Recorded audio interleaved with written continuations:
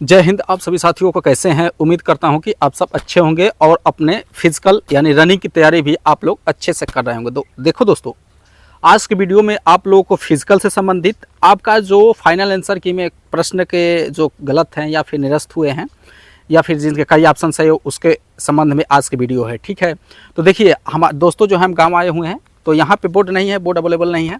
तो यहाँ पे आप लोग जो है पूरी वीडियो को अगर वॉच करेंगे तभी जो है हम जो बात बताएंगे आपको समझ में आएगी। और दूसरी बात देखिए रहती है कि अगर बोर्ड पे रहता है तो वहाँ स्किप भी कर देते हैं, तो हम बोर्ड पे लिखे जो रहते हैं वो लिखने के माध्यम से आप लोगों को समझ में आ जाता है कि क्या मतलब बताएं सर। ठीक है, तो आप जो है पूरी वीडियो को वॉच करिएगा। देखिए दोस्तों, सबसे पहला पॉइंट इसमें चलेंगे आपका जो फाइनल आंसर किया आया, तो फाइनल आंसर किया आया तो आप उसमें देखें कि बहुत सारे प्रश्न जो है निरस्त हो गए। ठीक है, वो जो भाई गलत प्रश्न से निरस्त हो गए और उसका मार्क्स जो है किस फार्मूले के बेसिस पे दिया जाएगा। आप जो है वो फार्मूला जानते भी हैं, मैं उस फार्मूले के बेसिस पे जो है एक अच्छी वीडियो बना के एक बेहतरीन और पूरे एक्सप्लेनेंस के साथ भी आप लोग को बताया। ठीक है, लेकिन दोस्तों जो आपने देखा कि उसमें आपका फाइनल आंसर की में कुछ प्रश्न आपको ऐसे देखने को मिले जिसके कई ऑप्शन जो है बोर्ड ने सही माना। ठीक है, अब देखो दोस्तों, ये जो आप लोग जो है इस चीज से आप लोग अनभिज्ञ थे, अनजान थे कि मतलब ऐसा भी हो सकता है। अब उस फाइनल आंसर की में बोर्ड ने जितने भी जिस प्रश्न के 2 ऑप्शन 3 ऑप्शन सही है तो सभी ऑप्शनों को सही माना है, और जिस ऑप्शन को आपने उस सही ऑप्शनों में से किसी एक भी ऑप्शन को आपने सही टिक लगाया है तो उसको सही माना, मतलब आपका नंबर पूरा नंबर मिलेगा, 2 नंबर मिल जाएगा। ठीक है, देखो दोस्तों, अब आगामी एग्जाम में कोई भी आप एग्जाम दो, चाहे यूपी पुलिस की नई भर्ती आएगी उसमें या फिर यूपीएसआई आएगी या फिर कोई भी वैकेंसी आएगी, तो जब इस तरह के आपको प्रश्न देखने को मिल जाए कि जैसे एक प्रश्न के कई ऑप्शन सही है, 2 ऑप्शन सही है, 3 ऑप्शन सही है, तो आपको सबसे पहला काम इस तरह के प्रश्न में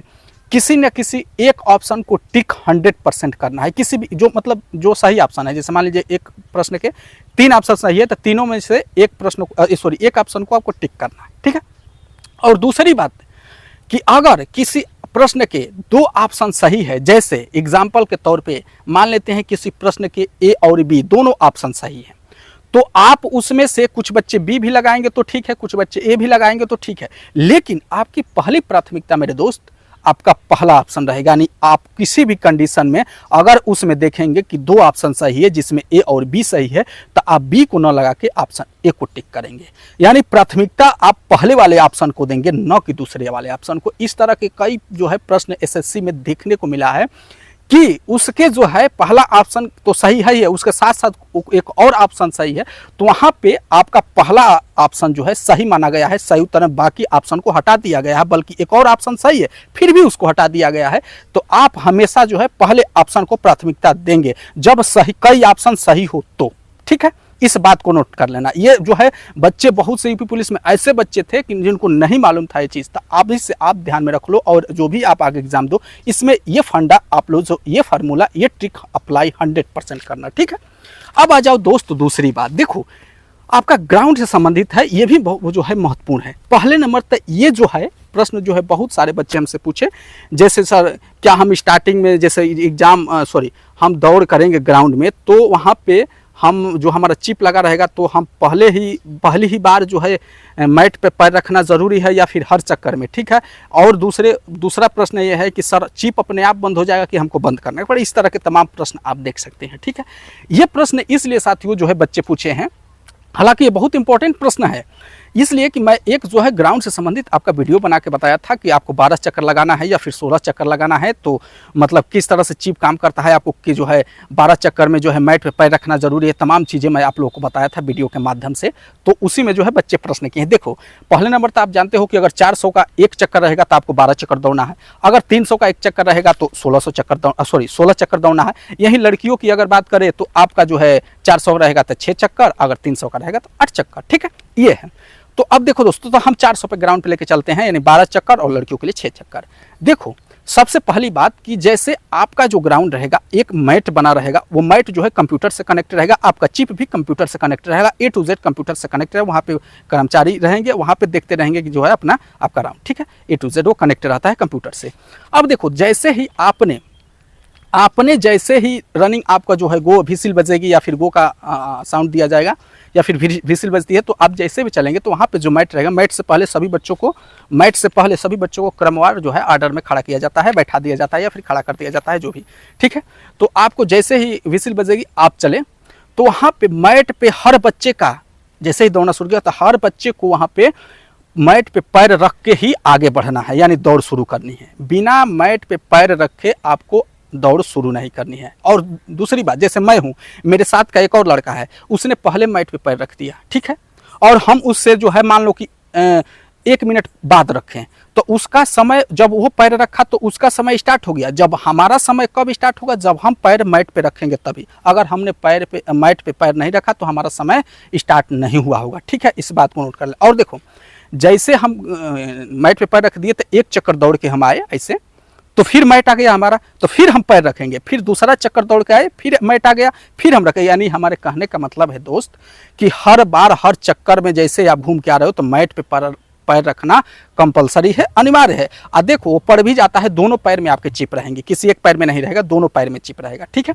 तो आपको हर चक्कर में रखना जरूरी है। ठीक है, अब आ जाओ इसमें तीसरी बात दोस्तों, कि अगर यहाँ पे बात आ जाती है कि क्या ऑटोमेटिक जो है चिप बंद हो जाता है, तो देखो आपको ऑटोमेटिक चिप बंद हो जाता है, उस पर नहीं पड़ना है। अब यहाँ पे बात आ जाती है कि क्या हम 12 की जगह पर 13 लगा देंगे, 14 लगा देंगे, तो कुछ दिक्कत है? कोई दिक्कत नहीं। आप चाहे 12 लगाओ, चाहे 13 लगाओ, चाहे 14 लगाओ, चाहे 15 लगाओ, कोई मतलब नहीं। या चिप की बाउंडेशन के टाइम का भी कोई बाउंडेशन नहीं, लेकिन आपका जो है 12 चक्कर ही काउंट किया जाएगा और 12 चक्कर में देखा जाएगा कि आपने कितने समय में 12 चक्कर लगाया। बाकी आप 15 ही लगा दो, उससे मतलब नहीं है। 12 चक्कर में देखा जाएगा कि 12 चक्कर जो है इतने समय में ये लगाए, तो ये 25 मिनट के अंदर आए हैं तो क्वालिफाई, 25 मिनट के बाद आए हैं तो डिसक्वालीफाई। बस इतना ही देखा जाएगा। अब क्लियर हो गया ना? तो आप लोग अब इस झमेले मत पड़ना। ठीक है, अगर कोई किससे संबंधित और भी किसी का बच्चे का डाउट हो, कमेंट में हमको पूछना, हम आपका रिप्लाई देंगे। या फिर हमारा जो है व्हाट्सएप नंबर है, उसमें भी आप जुड़ जाइए, उस पर भी आप हमको मैसेज कर सकते हैं, हम रिप्लाई कर देंगे। ठीक है, अब आ जाइए तीसरी बात, तीसरा पॉइंट। ठीक है, देखो दोस्तों, तीसरा पॉइंट स्टार्ट करने से पहले मैं बता दूं, देखिए हमारे जो है जो भी बच्चे हमारे व्हाट्सएप चैनल और टेलीग्राम चैनल से नहीं जुड़े हैं तो प्लीज़ जुड़ जाओ। बहुत काम की चीज़ है, बहुत काम आएगा। मैं जितने भी लेटेस्ट इन्फॉर्मेशन आती है तुरंत वहाँ पे मैं डाल देता हूँ, तो उन दोनों चैनल का लिंक जो वीडियो के डिस्क्रिप्शन में है, आप वहाँ से जुड़ जाइए। ठीक है, और जो भी बच्चे नए हैं हमारे देखते हैं, बहुत सारे बच्चे हमारे चैनल को देखते हैं लेकिन सब्सक्राइब नहीं करते हैं, सब्सक्राइब कर लीजिए। ठीक है, क्योंकि जो है देखिए, अगर आपके लिए एग्जाम से संबंधित हमारी 10 वीडियो में से एक भी वीडियो आपके काम वाली होती है तो बहुत ही मायने रखता है। ठीक है, तो बहुत जो भी जानकारी आती है लेटेस्ट, हमें तुरंत आप लोगों को अवगत कराता हूँ, ज़्यादातर टेलीग्राम व्हाट्सएप चैनल के माध्यम से अवगत कराता हूँ। ठीक है, तो आप लोग जुड़िए। ठीक है, अब आज हमारा तीसरा पॉइंट दोस्त, देखो तीसरा पॉइंट ये है दोस्तों कि हमारा जो है डीवी, देखो ये जो हमारा स्टेज होगा, रिजल्ट फिजिकल रिजल्ट आएगा तो हम जानते हैं डीवी होगा, पीएचटी होगा और पीईटी होगा। तो डीवी मतलब डॉक्यूमेंट वेरिफिकेशन, यानी दस्तावेज सत्यापन होगा। तो हमारे जितने भी दस्तावेज, देखो मूल रूप से मैं बता दूं कि जो इंपॉर्टेंट डॉक्यूमेंट होते हैं, दस्तावेज होते हैं, आपका जो है जात निवास, हाई स्कूल का सर्टिफिकेट, जो भी डॉक्यूमेंट है, इंटर का सर्टिफिकेट, ये सबसे जरूरी है। एक आइडेंटिटी कार्ड, ये किसी भी कंडीशन में आपके पास मतलब अवेलेबल होना चाहिए, उपलब्ध होना चाहिए। ठीक है, तो आपका डीवी होता है, दस्तावेज सत्यापन हो गया। अब आज ये पीएचटी, फिजिकल स्टैंडर्ड टेस्ट होता है, शारीरिक मानक परीक्षण जिसको बोलते हैं, जिसमें हाइट, चेस्ट, वेट, बस 3 चीज होता है। क्या? हाइट, चेस्ट, वेट, 3 चीज होता है, इसके अतिरिक्त कुछ नहीं होता है। ठीक है, बस इतना ही होता है। एक हमारा होता है पीईटी, जिसको हम बोलते हैं फिजिकल एफिशिएंसी टेस्ट, यानी शारीरिक दक्षता परीक्षण। ठीक है, शारीरिक दक्षता परीक्षण के अंतर्गत दोस्तों जो है आपकी रनिंग होती है, आपकी हाई जंप होती है, लॉन्ग जंप होती है, आपका गोला फेंक होता है, तमाम तरह की जितने भी दक्षता वाले टेस्ट होते हैं सब होता है। तो इसमें हमारा यूपी पुलिस में आपका केवल जो है दक्षता के अंतर्गत केवल रनिंग है, रेस है, ना आपका ऊंची कूद है, ना आपका लंबी कूद है, ना आपका गोला फेंक है, कुछ नहीं है। केवल आप जो है 4800 मीटर का दौड़ है, लड़कियों के लिए 2400 मीटर का दौड़ है, रेस क्वालिफाई करिए, आपका शारीरिक दक्षता परीक्षण क्वालिफाइड।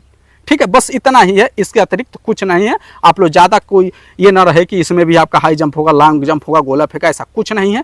एक बार नोटिफिकेशन अगर आपको डाउट होगा तो जो आपका ऑफिशियल नोटिफिकेशन आया था पुलिस 60,244 भर्ती का, तो आप उसका नोटिफिकेशन में आप देख सकते हैं। केवल रनिंग है, रनिंग पे ही केवल आपको फोकस करना है। रनिंग क्वालिफाई तो समझ लो कि आपका फिजिकल, पीईटी, पीएचटी सब चीज़ क्वालिफाई। अब आपका फाइनल मेडिकल का इंतजार करो, ये फाइनल रिजल्ट, देखो मेडिकल तो बाद में होता है, फाइनल रिजल्ट का इंतजार करो, फाइनल रिजल्ट आ जाएगा, उसमें आपका नाम हो जाएगा। इसके अतिरिक्त आप कोई इसमें हैं, आपका समझ लो कि टेस्ट नहीं है उतना, ठीक है।